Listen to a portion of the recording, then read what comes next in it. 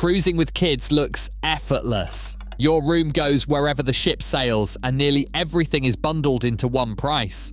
But for some families, hidden costs, crowds, and rigid routines can turn excitement into regret. Is a cruise actually worth it for families, or are the real pros and cons more complicated than the brochures suggest? The answer depends on what kind of family you are, and those surprises might change how you plan your next vacation. Families who choose a cruise often talk about one thing first: the sense of ease that starts the moment you board. Instead of packing and unpacking at every stop, your cabin becomes a home base that travels with you. The ship moves, your room does not.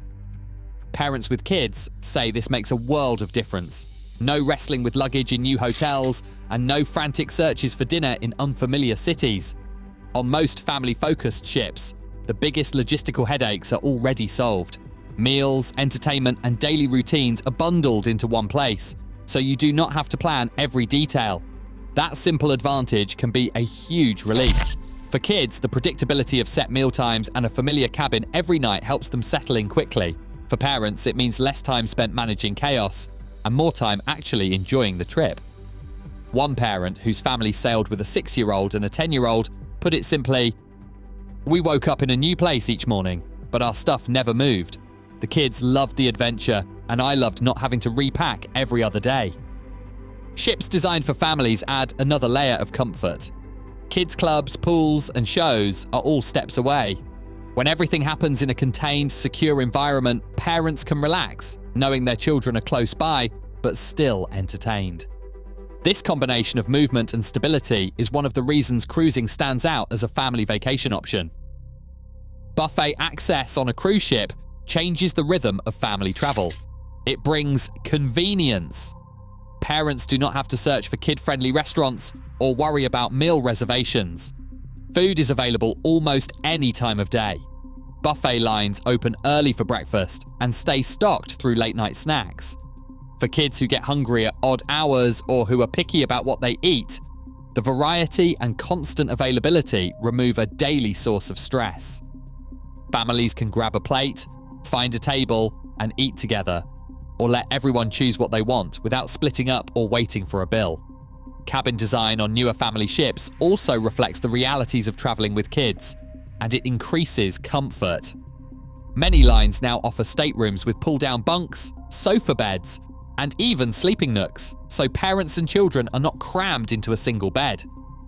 On Royal Caribbean's Oasis class, for example, a standard family balcony cabin can sleep 4 to 6 people, with bunks that fold away during the day. Disney's Dream Class ships add split bathrooms, one with a tub and sink, and one with a toilet and sink, making bath time and bedtime less chaotic when everyone is getting ready at once. The entire ship operates as a contained environment. Kids can move between the pool, kids club, and buffet within a few steps, while parents keep track without constant supervision. This setup means less time spent organizing the next activity and more time actually enjoying the vacation together. For many families, these practical comforts are what set cruising apart from other types of travel. During school holidays or peak travel weeks, cruising with kids can feel very different from the promise of stress-free family time. Mega ships like Royal Caribbean's Wonder or Icon of the Seas regularly sail with over 5,000 passengers, sometimes topping 6,000 when every berth is filled. On these sailings, lines for pools, buffets, and headline attractions stretch long, especially in the middle of the day. Parents describe waiting 30 minutes just to grab breakfast, or standing in line for an hour so their child can try a water slide. The sheer number of families on board means every public space feels busy, from elevators packed with strollers to crowded corridors during muster drills. Inside the cabin, space is at a premium. Standard balcony rooms on most mainstream ships are about 200 square feet, less than half the size of a typical hotel room. A family of 4 quickly fills every available inch, especially with suitcases, beach gear, and maybe a travel crib or folded stroller tucked into a corner. For larger families, the squeeze is even tighter. Storage is limited to under bed drawers and a small closet, so keeping things organized becomes a daily challenge. Itineraries packed with port stops sound exciting, but they can be exhausting for kids. Early morning wake-ups for excursions, long days ashore in the heat, and late returns to the ship leave little time for rest. Parents who hope for downtime often find themselves managing cranky, overtired children by late afternoon. One mother of 3 summed it up after a spring break cruise. "It was fun, but I felt like I spent the whole week in a crowd waiting in line or trying to keep everyone from melting down." For families sailing with toddlers, cruise ship policies can shape the entire experience. Most major cruise lines set the main kids club minimum at age 3, and they often require children to be fully toilet trained. For children under 3, options narrow quickly. Disney, Royal Caribbean, and MSC offer dedicated nurseries for babies and toddlers, but these come with limits.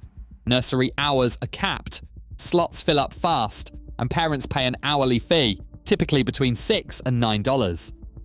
On many Carnival, Princess, Norwegian, and Celebrity ships, there is no drop-off nursery at all, only parent-accompanied play sessions. A kids club staff member explains that clubs welcome children ages 3 and up, and all children must be fully toilet trained. For little ones under 3, nursery care is available by reservation, but space is limited. This is the rule across most lines. Parents of toddlers often find themselves managing care around these restrictions with little chance to truly clock out for a few hours. Nap schedules add another layer of complexity. Port-heavy itineraries, early excursions, and noisy public areas can make it tough for toddlers to rest. Many families recommend shorter sailings with more sea days and quieter ships to avoid constant disruption. Cabin layout matters more than ever at this age. Strollers must be folded and stored inside your room because leaving them in hallways is not allowed for safety reasons. In a standard 200 square foot cabin, every inch counts. Some parents bring compact strollers, or they book balcony cabins so adults have a place to sit during nap time. For families with toddlers, the cruise experience is defined by policies and logistics. What works for a 6-year-old may be impossible with a 2-year-old, and choosing the right ship and itinerary can make all the difference. For many families, the sweet spot for cruising starts when kids are old enough for the main kids clubs and teen lounges. On most large ships, youth programs are divided by age, often with groups for ages 3 to 5, 6 to 8, 9 to 11, and dedicated teen spaces for 12 to 14 and 15 to 17. This setup gives kids and teens a sense of independence within safe boundaries, while parents get a real break. On Royal Caribbean's Oasis class, for example, teens can hang out in their own lounge, join organised activities, or just meet friends from around the world. Disney's Edge and Vibe lounges offer similar freedom for tweens and teens, with late-night hours and supervised events. Parents say this balance of freedom and security is a major draw. Kids get to choose what they want to do, and check-ins and ship boundaries keep everyone comfortable. One parent of a 13-year-old described it this way: "He made friends on day 1, and we could relax knowing he was nearby, not wandering a city on his own." For families with kids in this age range, a well-matched ship can turn a vacation into something that works for both parents and children. Independence for older kids, peace of mind for adults, and a wider variety of activities than most resorts can offer. Hidden costs can catch families off guard, especially on ships packed with activities and options. Beyond the base fare, most cruise lines add automatic gratuities, often $18 to $21 per person per day, including for kids and infants. Drink packages, Wi-Fi, specialty dining, shore excursions, and late-night childcare are rarely included, and those extras add up fast.